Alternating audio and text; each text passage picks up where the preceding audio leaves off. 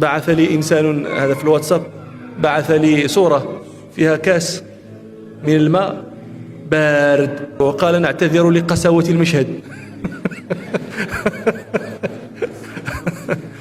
طيب ما الذي يحول بينك وبين أن تمد يدك إلى ذلك الكاس واشرب وأنت جوفك ملتهب؟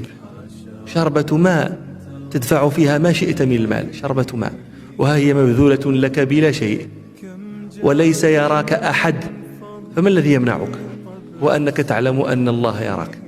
فقط. لا يمنعك شيء آخر، ليس يمنعك أي شيء، لا يراك أحد، ولكن مع ذلك تمتنع. لماذا؟ لأنك تراقب الله. هذه المراقبة تستمر معك شهرا كاملا. ترى زوجتك فلا تصنع بها شيئا وهي أحل لك من ماء الغمام، ولكن ما الذي يمنعك منها؟ أن الله يراقبك. ترى أكلا تمتنع منه لأن الله يراقبك، وهكذا شهر كامل تمتنع من أمور كثيرة لأن الله يراقبك. تحصل فيك هذه الملكة، عندما يخرج الشهر تبقى فيك هذه المراقبة، فحينئذ يكبر في نفسك أن تعلم أن الله يراك وأنت لا تصلي، أو أن الله يراك وأنت لا تزكي، أو أن الله يراك وأنت في فجور من خمر أو زنا، وينتشر هذا ويشيع. أفلا تكون حينئذ من المتقين؟